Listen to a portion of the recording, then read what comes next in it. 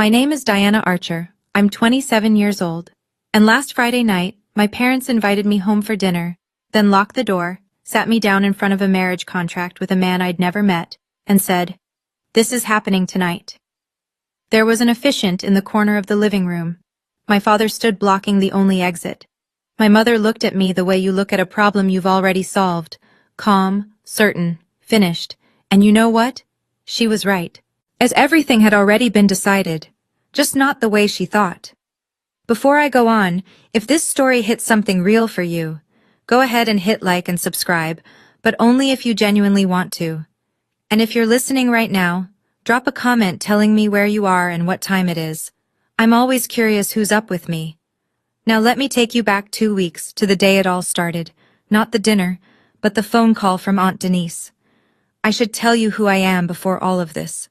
Or who I was, really, because those feel like two different people now.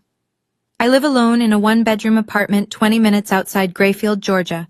I work as an administrative assistant at a veterinary clinic. I pay my rent on time. I don't drink, don't smoke, don't stay out past 10 unless I'm binge-watching something on the couch with my cat. By every measure that matters to me, my life is quiet and fine. But to my mother, Lorraine Archer, quiet and fine is just another word for failure. She calls at least 3 times a week, not to ask how I'm doing, to check. Where was I Saturday? Who was I with? Why haven't I put myself out there? And always, always, always. You're 27 and still alone, Diana. Do you know what people say about that? I stopped answering most of the time. That made it worse. Last Thanksgiving, I drove the 45 minutes home because she guilt-tripped me for 3 straight days. And I walked through the front door, and before I could even set the pie down, she turned to my uncle's wife and said, "This is Diana, still single, still working at that little dog clinic." She laughed when she said it, like it was a joke everyone was in on. My father, Gerald, sat at the head of the table and said nothing. He never does. He just nodded, this slow, heavy nod, like he agreed with every word but couldn't be bothered to speak them himself. And his silence has always been louder than her voice. I was 24 the first time I thought it. Maybe loving your parents doesn't mean you have to survive everything they do to you. That year, I started keeping a notebook. I didn't know why yet. 2 Thursdays ago, I was at the clinic restocking the supply cabinet when my phone buzzed. Aunt Denise. She never calls during work hours. I stepped outside, leaned against the brick wall by the dumpsters, and answered. Diana. Her voice was shaking. Not the dramatic kind, the kind that comes from someone trying very hard to hold it together. I need you to listen to me and not say anything until I'm done. I didn't say anything. Your mother called me this afternoon. She was excited. Bragging, really. She said tomorrow night, Friday, they're having a dinner at the house.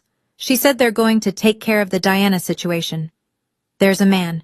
His name is Wade Prescott. He's 38. There's an officiant coming. And there's a contract. I said her name 3 times before I believed her. Denise, Denise, Denise, what do you mean, a contract? A marriage contract, baby. Pre-signed by your mother and your father.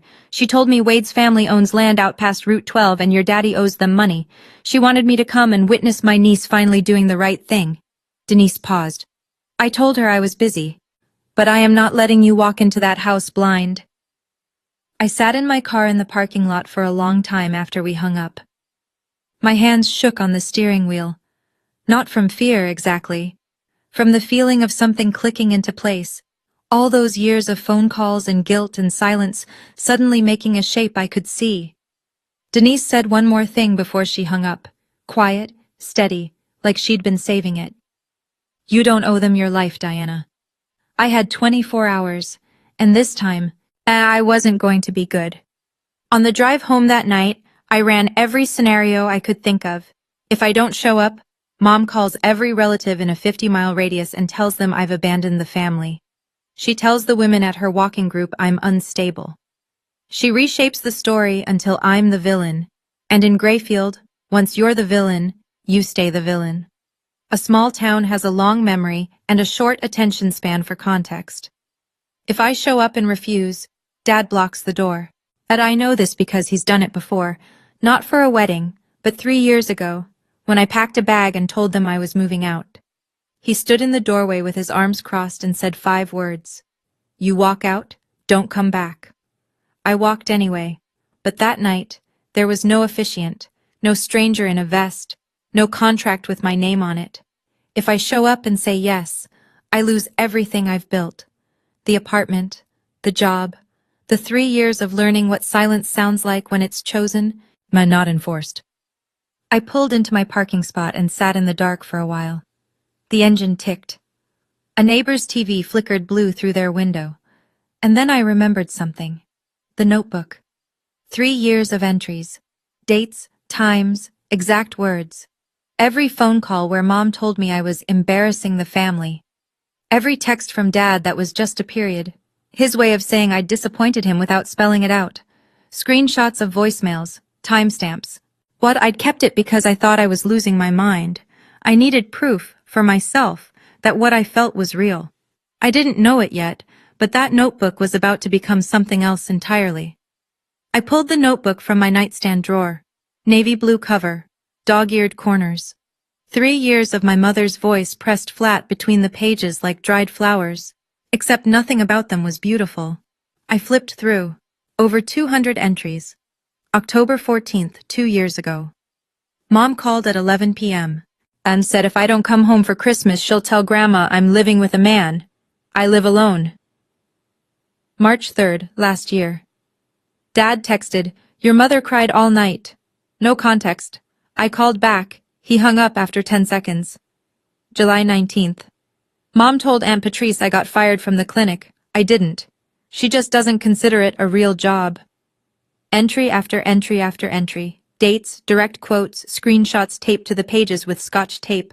I didn't know what I'd been building, and I just knew I needed to see it outside of my own head. I called Megan Torres at 11 that night. Megan and I went to high school together. She's a paralegal now at the county attorney's office. She picked up on the second ring, which tells you everything about the kind of friend she is. I told her everything. The call from Denise, the dinner, the contract, Wade Prescott, the officiant. She was quiet for a long time. Then she said something that changed the next 24 hours of my life. Diana, listen to me. This isn't family drama. This is coercive control, and Georgia law has a process for this. I didn't sleep that night. Not because I was scared, because for the first time in 3 years, I wasn't just documenting what was happening to me. I was deciding what I was going to do about it. Friday morning, I called Dr. Marsh at the clinic and told her I needed a personal day. She didn't ask questions. She never does. That's why I've stayed 3 years. By 8:30, and I was in my car, driving 30 minutes to the county courthouse. Megan met me in the lobby. She'd already pulled the forms. "I prepped everything last night," she said, handing me a clipboard. "Emergency protective order application. You fill in the narrative. I'll walk you through it." I sat at a metal table in the courthouse hallway and wrote. Not the whole notebook, just the pattern. 3 years of calls, the isolation, the guilt, the time Dad physically blocked the door. And what Denise told me was being planned for tonight. I attached photocopies of 42 notebook pages and 14 screenshots. By 10:15, a duty judge reviewed the application. By 11, she signed it. I held the paper in my hands and read the words twice. My name, my parents' names, 500 feet, effective immediately. Then Megan handed me a second form. Adult Protective Services complaint. This documents the pattern, coercive control over an extended period. It triggers a formal investigation. I signed it. She filed it electronically while I sat in the car. Then she made one more call, to dispatch. She gave them the address on Buckner Road, my parents' house, and explained that I'd be there that evening, that a protective order was in effect, and that I might need assistance. At 6:45 that evening, I pulled up to the curb outside my parents' house. The porch light was on. Mom's car in the driveway. A black truck I didn't recognize parked behind it. I turned on the voice recorder on my phone, dropped it in my purse, and took a breath. I wasn't scared to walk into that house. For the first time in my life, I wasn't scared at all. The front door was unlocked. That should have been my first clue. Mom never leaves the door unlocked. I stepped inside and the living room stopped me cold. White tablecloth over the dining table, fresh flowers in a vase I'd never seen before. Like candles, actual candles, lit along the mantel. The room smelled like gardenias and furniture polish, the way Mom only makes it smell when she wants to impress someone. This was not a family dinner. A man stood up from the couch, tall, dark sport coat over a pressed shirt, clean-shaven, somewhere around 38. He looked at me and gave a single nod, slow, measured, like we'd already agreed on something. I'd never seen him in my life. In the corner, near the bookshelf, sat a second man. Older, maybe early 60s, holding a leather folder on his lap. He wore a gray suit that didn't quite fit right. He smiled at me the way people smile at nervous brides. Aunt Denise had described every detail. The man on the couch, the officiant in the corner, even where they'd be sitting. My mother appeared from the kitchen, wiping her hands on a dish towel, beaming. "There she is! Come in, sweetheart! Everyone's been waiting!" She said it like this was a birthday party. Just like I was late and everyone had been so patient. I looked at the couch, at the officiant, at the white tablecloth and the candles and the flowers. I looked at the empty chair they'd set out for me, directly across from the man I'd never met, with a pen placed neatly beside the plate. No dinner, no food at all, just a stage. And then I heard the deadbolt click behind me. I turned around. Dad was standing at the front door, arms crossed, back against the frame. He didn't say a word. And he didn't have to. Before I could sit, Mom slid a stack of papers across the table toward me. 6 pages, stapled in the corner, blue ink. I looked down. The header read, Premarital Agreement and Covenant of Union. Page 3 had 2 signatures at the bottom.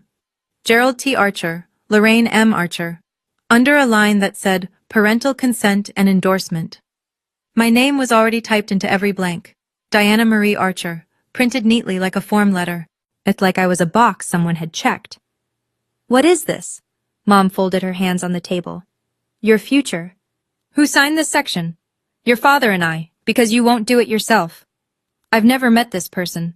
"You're meeting him right now. Sit down." The man on the couch stepped forward. He extended his hand. I didn't take it. "I'm Wade Prescott," he said. His voice was flat, not nervous, not warm, transactional, like he was closing on a piece of property. "I think you'll find the terms very reasonable." I looked at the officiant in the corner. He shifted the leather folder on his lap. He looked everywhere except at me. I looked back at the contract. Something in the language caught my eye, a clause I almost skimmed past, but I held it. I didn't react. Not yet. "Wade's family has been very patient," Mom said, touching my arm. "Very generous." Wade checked his watch. That's when I understood something I hadn't fully grasped until that moment. He wasn't here because he wanted a wife. He was here because he was collecting on a debt, and I was the payment. I looked at the pen beside my plate, looked at the blank signature line with my name typed beneath it. I didn't pick it up. I set the contract down, stood up, chair legs scraped the floor. "I'm not signing this." Mom's smile didn't move. You haven't finished reading it." "I don't need to finish reading it. I don't agree to this." I turned toward the front door. 2 steps. 3. Dad was already there. Same posture as 3 years ago, back flat against the door, arms folded across his chest, chin down. A wall made of flannel and silence. I stopped 2 feet from him, close enough to smell the motor oil that never quite washes out of his hands. "Move, Dad." Nothing. "Dad, move."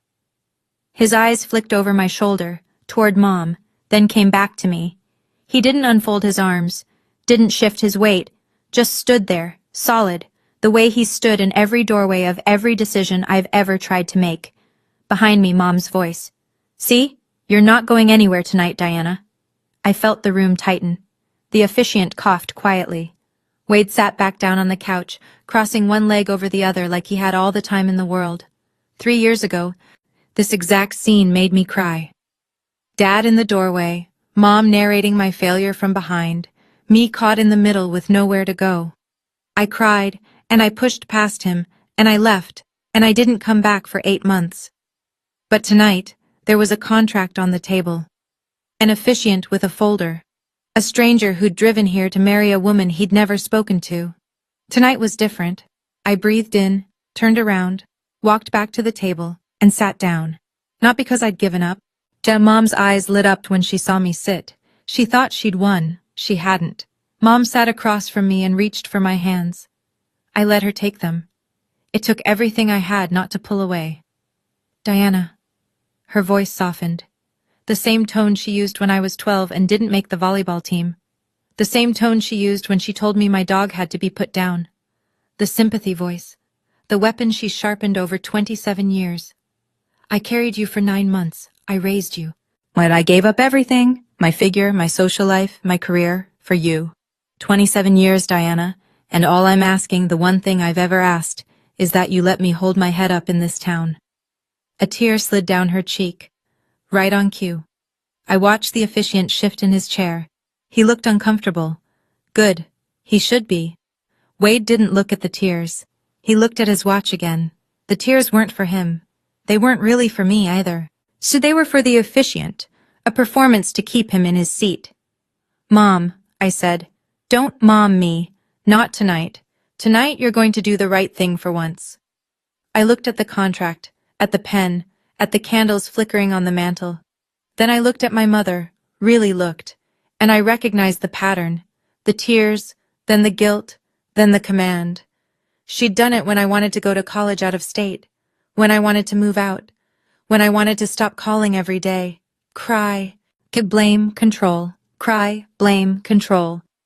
3 years ago, this room would have broken me.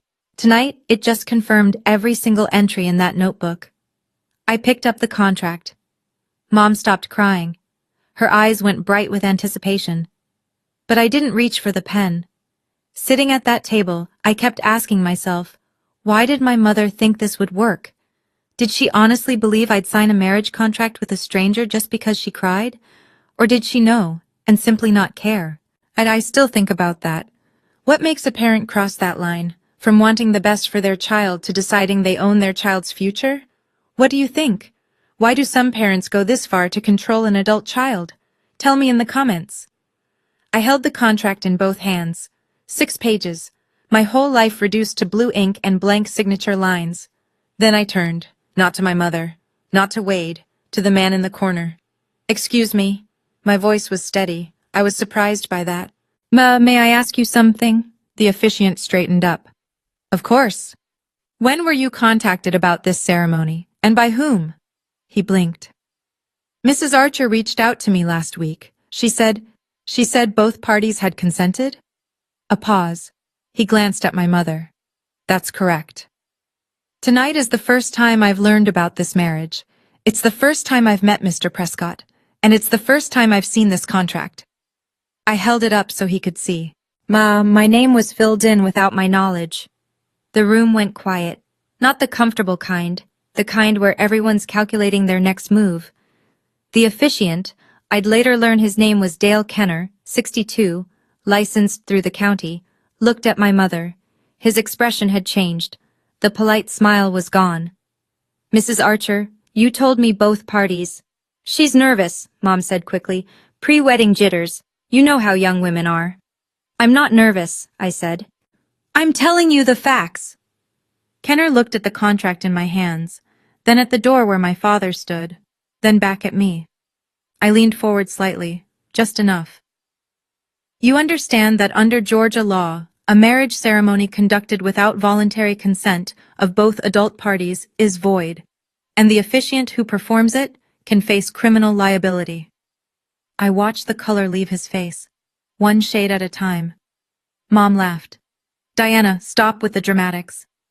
But Kenner wasn't laughing, and he wasn't sitting comfortably anymore. Something shifted in the room.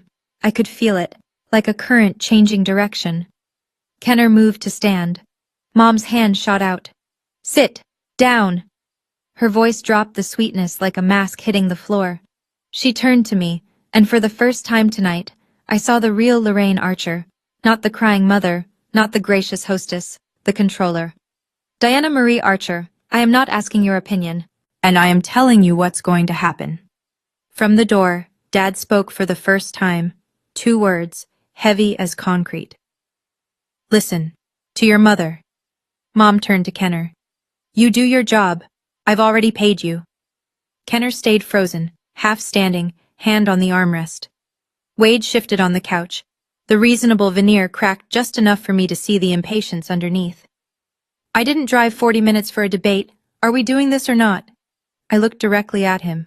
Are you asking me? Or them? Because from where I'm sitting, you're negotiating with my parents, not with me.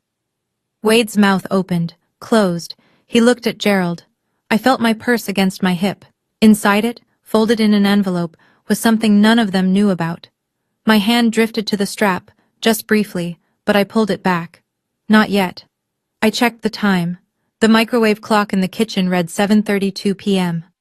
Mom stepped closer, lowering her voice like she was sharing a secret, but her eyes were hard. 3 years you've been living on your own, and what do you have to show for it? A cheap apartment and somebody else's dogs? She said it like a fact, like she'd measured my life and found it wanting. I held her gaze, and behind that gaze, behind everything, I started counting minutes. My phone buzzed inside my purse. Once. Then a second time. I didn't look at it. I didn't need to. I knew who it was. Megan had said she'd text when dispatch confirmed. Mom was still talking. And something about Wade's family, their property, how established they were. I heard every third word, the rest was static. And his mother, God rest her, would have loved you. Diana, Mom's voice sharpened. Are you listening? Every word. She leaned across the table. Her perfume, that heavy vanilla she's worn since I was a child, filled the space between us. You have two choices. You sign this contract, or you never call me Mom again. I heard it. I really heard it. And something strange happened. I felt lighter. Like she'd just unlocked a door she meant to seal shut. She'd given me permission to leave. I looked around the room one final time. Dad at the door, arms still crossed. Mom, red-faced, jaw tight.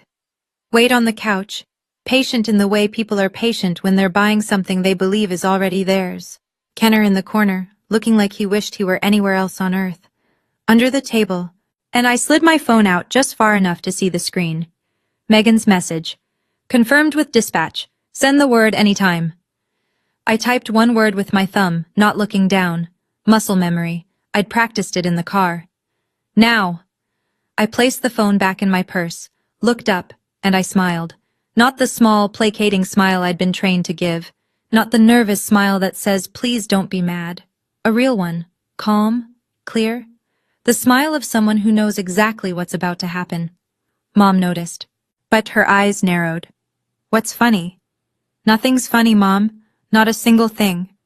I picked up the contract again. Slowly. Page by page. Since we're all here, I said, let me share what I found. Mom straightened. She thought I was coming around. I turned to page 2. Section 3. Assets of the bride. Someone listed my savings account balance. $7,412. I looked up. I've never shared that number with anyone in this room. Silence. Page 4. Section 7. Marital residence. The Prescott property on Route 12. No alternative listed. No option for independent housing. Wade uncrossed his legs. Page 5. Section 9. I read it slowly, making sure every word landed. The bride agrees to relinquish independent employment within 60 days of the marriage date. I set the page down. You want me to quit my job? Mom's face was a mask. Wade's family doesn't need you working. This isn't about what Wade's family needs, and this is about taking away my income so I can't leave. I looked at Kenner. His leather folder was closed now. His hands were folded on top of it. He was watching me the way you watch a car accident, unable to look away. I turned to Wade. Did you write this, or did my mother? Wade's jaw tightened. The terms are standard. Standard for what, exactly? No answer. I turned to my mother. You listed my bank balance. You negotiated my residence. But you wrote a clause that eliminates my ability to earn money, and you signed it before I even knew it existed. I set the contract down on the table, square in the center, like an exhibit. This isn't a marriage, Mom. This is a sale. The word sat in the air between us like a lit match. I turned to my father. He hadn't moved from the door, hadn't spoken more than 2 words all night. Dad, how much do you owe the Prescotts? His chin lifted, just slightly. Yeah, that's none of your business. It's directly my business, because I'm how you're planning to pay it off. The room went dead still. Even the candles seemed to stop flickering. Wade looked at Gerald. Gerald looked at the floor. Mom's hand slammed the table. Don't you dare accuse your father. $40,000. I said it evenly. Aunt Denise told me. A land loan that went sideways, due last spring. And instead of selling something or working out a payment plan, you decided to sell me. Gerald's arms dropped to his sides. First time all night. Wade's composure finally cracked. He stood up from the couch. I don't think that's an accurate characterization. Then correct me. He didn't. Kenner rose from his chair, both hands gripping the folder. I think I need to reassess the situation here. Sit down.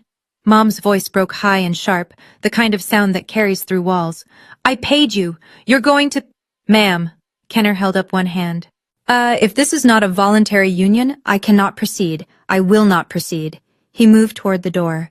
But Gerald was still standing there, no longer blocking it with purpose, but blocking it with habit, with size, with the sheer inertia of a man who doesn't know how to step aside. Nobody's leaving yet, Gerald said. Not loud, almost tired. Kenner stopped, looked at the door, looked at Gerald, looked at me. And I watched it register on his face, the realization that he, too, was now trapped. Denise, Mom hissed under her breath. I will deal with her. Kenner took one more step toward the door. Mr. Archer, I need to leave. When it's done. Sir, it is done. I'm not performing this ceremony. Gerald didn't move. He filled that doorway the way he always has. Not with rage, but with mass. A man who believes that standing still is the same as being right. I looked at the scene from the outside of myself for a moment. 4 adults and a man blocking a door. And in a house on a quiet street. On a Friday night. If you drove past, you'd see porch light. Maybe hear nothing. That's how it works in Grayfield. Everything ugly happens behind drawn curtains. Mom pivoted. Her voice changed again. Soft, wounded, the victim track. Diana, look what you're doing. You're embarrassing us in front of Mr. Kenner, in front of Wade. Is this who you are? I almost laughed. She was worried about embarrassment in the middle of an ambush. A car pulled into the driveway next door. Headlights swept across the living room curtains. Mom's head snapped toward the window. Close the blinds, Gerald. He crossed the room and pulled the cord. The blinds clattered shut. Then he returned to the door. I checked the microwave clock again. 7:48 p.m. Dad, I said, you're physically preventing 4 people from leaving this house. Do you know what that's called? He didn't answer. It's called unlawful restraint. In Georgia, it's a misdemeanor. Unless it involves a threat of violence, then it's a felony. Dad's hands, hanging at his sides now, curled into fists. Not to hit anyone. I know my father. It was the only way he knew how to hold himself together. Somewhere outside, very faint, I thought I heard a siren. But I wasn't sure yet. I set the contract down on the table, centered it neatly between the flowers and the unlit place setting. Then I stood up, slowly. The chair barely made a sound. And I looked at my mother. I looked at my father. I looked at Wade Prescott, who'd driven 40 minutes to buy a woman with somebody else's debt. And I smiled. Not a smirk, not a grin. The kind of smile that comes when every single piece finally settles into its place and you see the whole board. Mom. Dad. My voice was so steady it didn't feel like mine. You really should have read what I filed yesterday. 3 seconds of silence, the longest 3 seconds that living room had ever held. What did you file? Mom's voice was thin. I opened my purse, pulled out 2 envelopes, cream-colored, crisp. I placed the first one on the table. This is an emergency protective order, signed this morning by a judge at the county courthouse.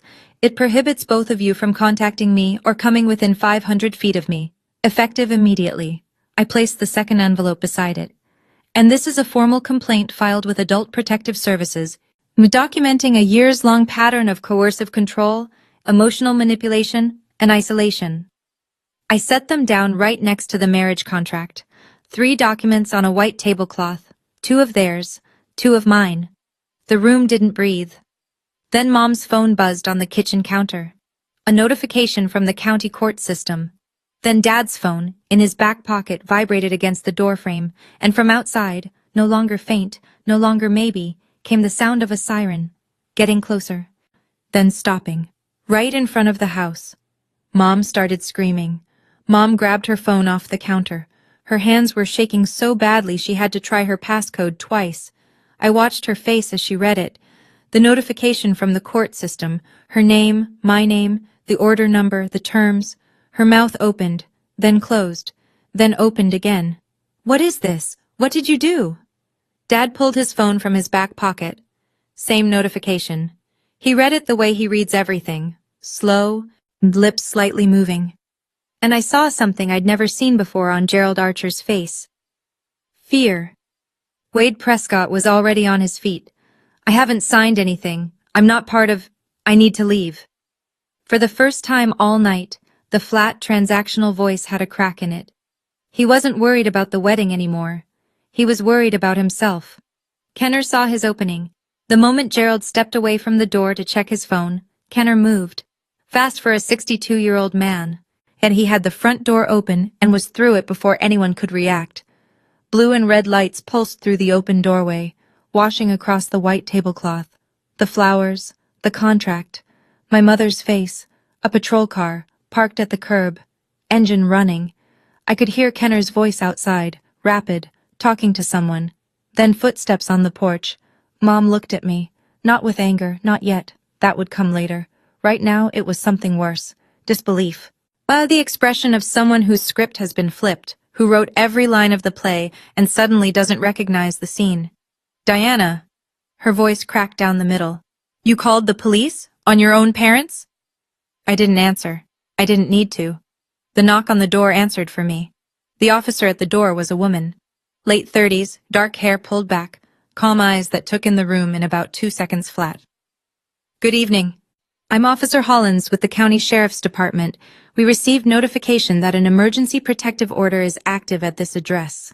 She wasn't loud. She didn't need to be. I stepped forward. I'm Diana Archer. I'm the petitioner on the protective order. I was invited here under false pretenses and was physically prevented from leaving. Hollins looked past me. The tablecloth, the candles, the marriage contract, the 2 envelopes. Her eyes moved to Gerald. Him standing 3 feet from the open door, arms at his sides. Sir, did you prevent anyone from leaving this residence tonight? This is my house, Gerald said. That's not the question I asked. Kenner's voice came from the porch behind her. Rapid, urgent. Officer, I was also prevented from leaving. I'm a licensed officiant. I was brought here under the representation that both parties consented. That is clearly not the case. Hollins nodded once. She stepped inside. As a second officer appeared behind her, younger, staying near the door. Mr. and Mrs. Archer, I'm going to need to speak with each of you separately. Sir, if you could step outside with my partner. Gerald looked at the officer, then at Mom, then, for one long moment, at me. He walked out the front door without a word. His footsteps on the porch were heavy, slow. It was the first time in my life I'd watched my father leave a doorway because someone else told him to. Hollins turned to me. Her voice dropped, not to a whisper, but to something gentler, professional warmth. You're safe now. Is there anything else you need? I shook my head. Just this, just to be believed. In Grayfield, Georgia, a police car on your street is a headline. A police car in your driveway, with the lights still going, is the front page. Mrs. Patterson from next door was already on her porch. Arms crossed over her housecoat, phone in hand, not even pretending she wasn't watching. Across the street, the Delgado's front light came on. I saw a curtain twitch at the Riley house on the corner. Mom saw it too. She was standing at the living room window, blinds still half open from when Kenner had pushed through the door. The blue and red lights painted her face in alternating colors. Her jaw was clenched so tight I could see the muscles in her neck. Are you happy now? She turned to me, voice low and venomous. You've destroyed this family. That the whole street is watching. I didn't destroy anything, Mom. I just let people see what you're doing. She flinched. Actual flinch, like the words had weight. Outside, the second officer was talking to Wade, who had tried to slip out through the back door. I saw him through the kitchen window, standing by his truck, arms wide in a "don't look at me" gesture. I was just here as a guest, I heard him say. Mr. Archer contacted me, and I came as a courtesy, already throwing Gerald under the bus. 40 minutes of partnership dissolved in 30 seconds of self-preservation. Hollins was taking notes at the dining table. She'd placed the marriage contract in an evidence bag. It sat on the white tablecloth like a patient on a stretcher. Mom whispered from the window. Not to me.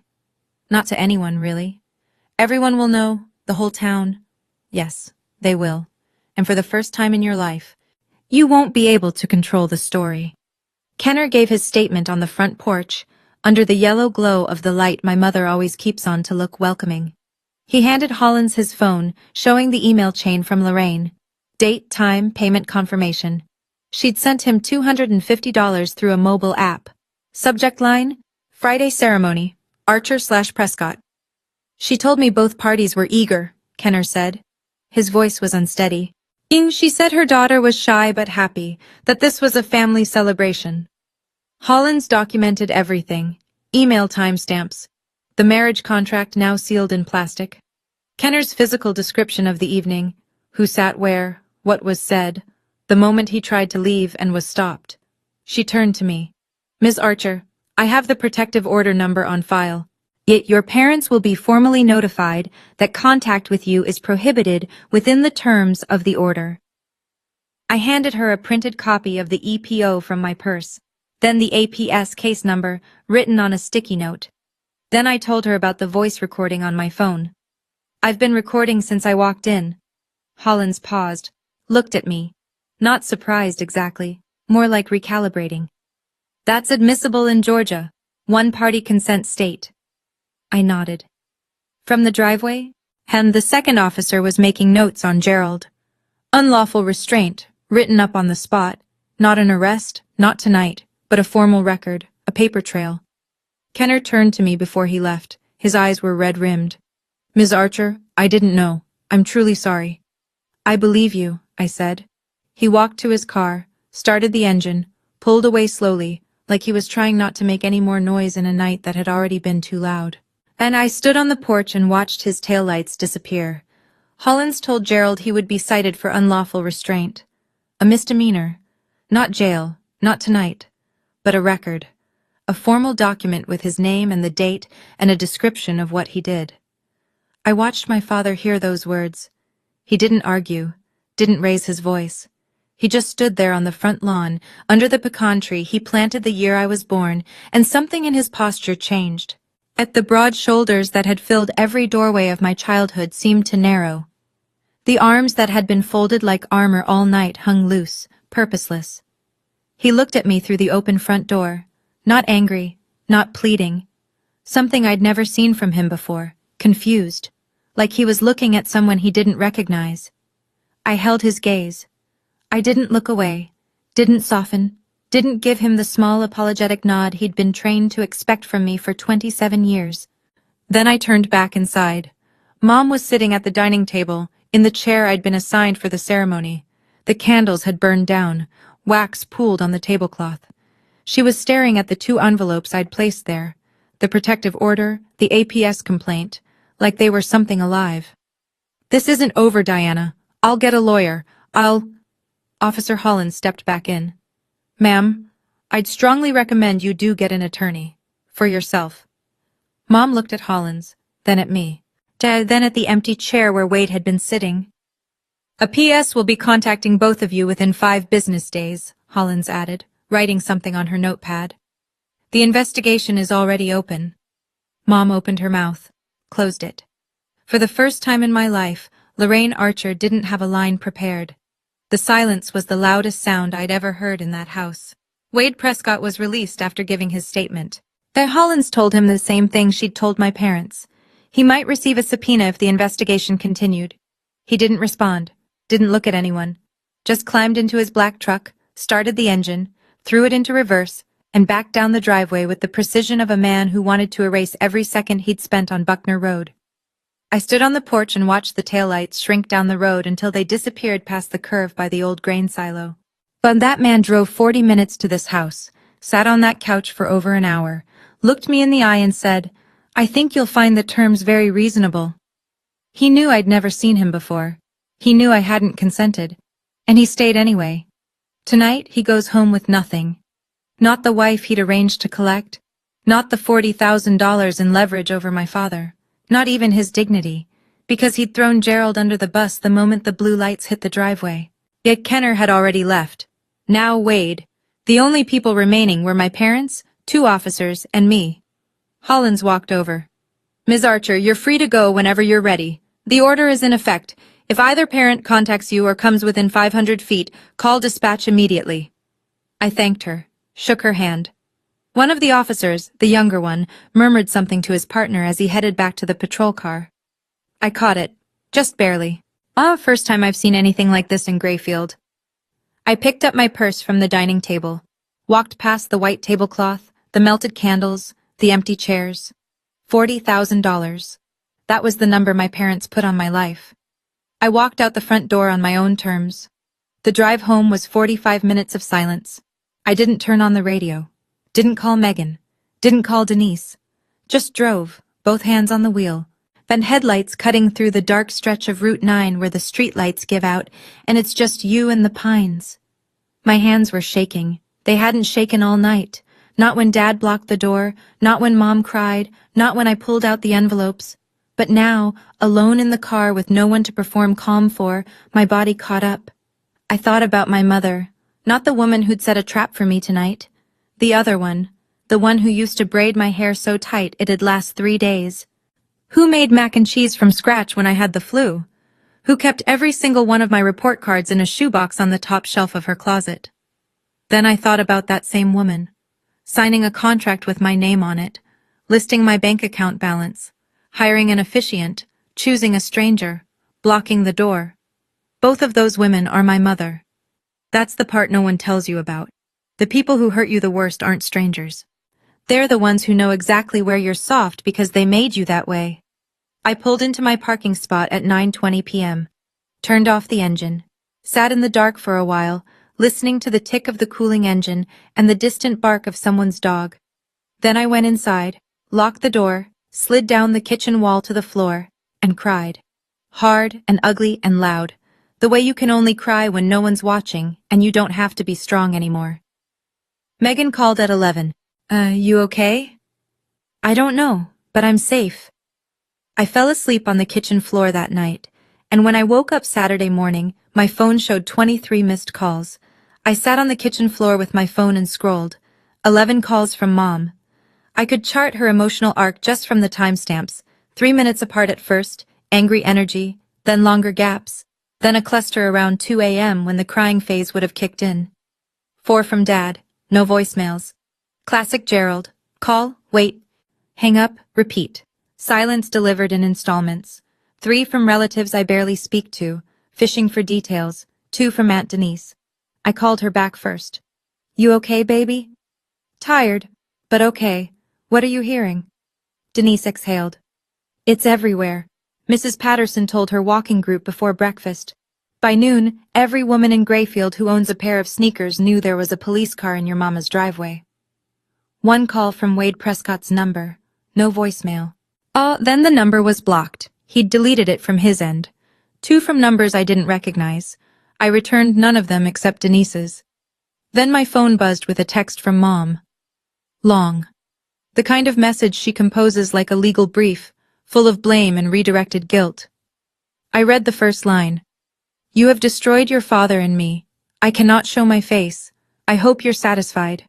I screenshot it, added it to the evidence folder on my phone, filed it the way Megan taught me, date, time, a content summary. It was automatic now, 3 years of practice. Denise told me one more thing before she hung up. Your mother called your Aunt Patrice this morning, told her you've been psychologically influenced. That's the story she's going with. I wasn't surprised. Lorraine Archer doesn't lose, she rewrites. But this time, there were too many witnesses. An officer's report, a court order, a recorded confession on my phone. The story was already written. And she didn't hold the pen. Yet the call from Adult Protective Services came the following Wednesday. A caseworker named Sandra Whitfield. Professional, warm, thorough. She told me they'd opened a formal investigation based on my complaint and the supporting documentation. Ms. Archer, your file is one of the most detailed we've received. The timeline, the screenshots, the corroborating witness statements, it all helps. She asked if I could provide the original notebook. I told her I'd already submitted 42 photocopied pages with the EPO application, but I could bring the original to her office. That would be ideal. She explained the process. Interviews with my parents, with neighbors, with anyone I listed as having witnessed the pattern. Gerald and Lorraine would be contacted by mail within 5 business days. What happens if they don't cooperate? I asked. Lack of cooperation is noted in the file, but it doesn't stop the investigation. Megan sent me an update the same day. Gerald's unlawful restraint citation had been processed. A misdemeanor, formally on record, no jail time, but it was now part of his permanent file, visible in any future background check, any future legal proceeding involving the family. Kenner, the officiant, had voluntarily submitted a written statement to APS, unprompted. He detailed everything. The email from Lorraine, the payment. At the moment he realized I hadn't consented, the moment Gerald blocked the door. He's cooperating fully, Megan said. He's scared he'll lose his license. And Wade Prescott? Silent. According to Denise, he'd told his father the deal was off. No explanation, no fight. He just shut it down. The $40,000 debt was still there. Gerald still owed the Prescotts. But the currency he'd tried to pay with, me, was off the table. Permanently. As I hung up with Sandra Whitfield and sat at my kitchen table for a long time, just breathing. The system was working. Slowly, imperfectly, bureaucratically, but working. 2 weeks after the dinner, a letter arrived at my apartment. Not from my parents, from their attorney. A formal request to vacate the emergency protective order, claiming I had grossly exaggerated a routine family disagreement. I forwarded it to Megan. Then she read it over the phone in the tone she reserves for things that are both legally weak and personally insulting. This is harassment, Diana, and it just added another exhibit to your file. 3 days later, Mom called the veterinary clinic, asked to speak with my manager. Dr. Marsh told me about it during my lunch break, her face careful and kind. Your mother called this morning. She said, and I'm quoting, "My daughter is emotionally unstable and shouldn't be trusted with responsibilities." My stomach dropped. Dr. Marsh put her hand on my arm. I told her that you're one of the most reliable people on my staff, and I told her that if she calls again, I'll document it as workplace harassment. I thanked her. I don't think she knew how much that meant. Lorraine was running out of levers to pull. The walking group had quietly stopped inviting her. Mrs. Then Patterson waved politely, but didn't linger. At the hardware store, people who used to chat with her about gardening made small talk and moved on. Grayfield is small enough that everyone knows, and polite enough that nobody says it to your face. Then Gerald called. One call, short. I didn't know it would go this far. His voice was low, rough. But you still blocked the door, Dad? Silence. Then the click of a disconnected line. I told Megan that night over coffee. As she looked at me with steady eyes. He's not sorry for what he did. He's sorry it didn't work. I wanted to argue. I couldn't. I've asked myself 100 times since that night. Did I do the right thing? Calling the police to my parents' house.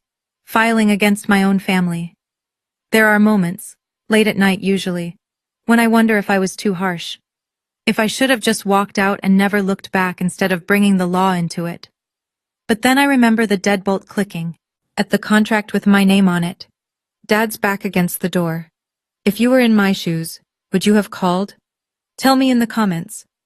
I renewed the protective order for 6 months.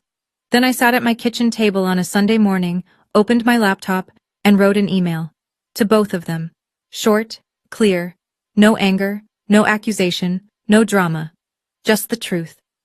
Mom, Dad, I love you. I want you to know that hasn't changed, and I don't think it ever will. But I will not be in contact with either of you until 3 things happen. First, you complete a family counseling program with a licensed therapist. Second, you acknowledge, out loud, in your own words, what happened on the night of October 11th. Not a version, not a spin. What happened? Third, you respect the boundaries I've set, not because a court order requires it, but because you choose to. This isn't punishment. This is what I need in order to feel safe. I hope you'll do the work. But I'll understand if you don't. I read it twice, hit send. Mom replied within 4 hours, a 4-page email, single-spaced. She blamed Aunt Denise for poisoning me. She blamed modern culture for making daughters disrespectful. She blamed my job, my apartment, my independence. She blamed everything and everyone except the woman who'd signed a marriage contract on behalf of her adult daughter. She never once used the words, "I'm sorry." Dad didn't reply at all. I read Mom's email halfway through. Then I archived it. I didn't delete it. I might need it someday, but I didn't finish it either. There was nothing in those 4 pages I hadn't heard 1,000 times before. A boundary isn't a wall. It's a door with a lock, and the key is in their hands. They just have to be willing to pick it up. So far, they haven't reached for it. Aunt Denise and I have a new tradition now. Every Sunday morning. We meet at a diner halfway between our 2 towns, a place called Ruby's with cracked vinyl booths and coffee that's too strong and pancakes the size of your head. She always gets there first. Always orders my coffee before I sit down. Black, 1 sugar, the way she taught me to drink it when I was 16, and she said, "If you're going to be a woman in this family, you'd better learn to like things that are a little bitter." Last Sunday she told me about her own marriage. The one Lorraine always calls the failure. She told me how her ex-husband used to open her mail, check her mileage, time her grocery trips. She told me how she stayed for 15 years because her older sister, my mother, kept telling her it was normal. "I left when I was 43, Denise said, stirring her coffee. 15 years too late. I recognized what your mother was doing to you because I lived inside a version of it." I reached across the table and held her hand. You're the first person in this family who ever told me I was allowed to say no." She squeezed back. "Took me 15 years to learn that word for myself." Megan showed up late, the way she always does, slid into the booth, and ordered a coffee. Then she pulled out her phone. A PS finalized their report. "The file is documented and archived. If anything happens in the future, any contact violation, any escalation, it'll be referenced." I nodded, sipped my coffee. Looked out the window at the parking lot, where the morning sun was just hitting the puddles from last night's rain. For the first time in a long time, Sunday felt like Sunday. I'm not telling you this story so you'll feel sorry for me. I don't need that, and honestly, it wouldn't help. I'm telling you because 3 years ago, sitting in my car in a parking lot with shaking hands, I wish someone had said what I'm about to say to you now. Setting a boundary is not betrayal. Protecting yourself is not cruelty. And keeping a record of what's happening to you, writing it down, dating it, saving the screenshots, is not paranoia. It's preparation. You may never need it, but if you do, you'll be grateful it's there. My parents aren't monsters. I need you to hear that. They're people who grew up inside a system that taught them children are property, that obedience equals love, and control equals safety. I understand where it comes from. But I can hold that understanding and still say, it was wrong. Both things are true at the same time. I love them. I love them from this side of the boundary line, where I can breathe, where I can choose, where nobody gets to sign my name without my permission. The notebook is still in my nightstand drawer. I don't open it anymore. But I know it's there, and it reminds me every single day. I wasn't crazy. I was never crazy. My name is Diana Archer. I'm 27 years old. And on a Friday night in October, for the first time in my life, I walked out of my parents' house, not because I was told to leave, but because I chose to go. That's the difference. That's everything. Thank you for staying with me all the way to the end. That means more than you know. If you've ever had to draw a line with someone you love, you understand how heavy that is, and how necessary. Hit like if you think Diana made the right call. Drop a comment if you've got a story of your own. I read every single one, and you'd be surprised how many people in these comments are going through the same thing right now. Subscribe and hit the bell if you want more stories like this. And in the description, there's another story I think you need to hear. Don't skip it. I'll see you there.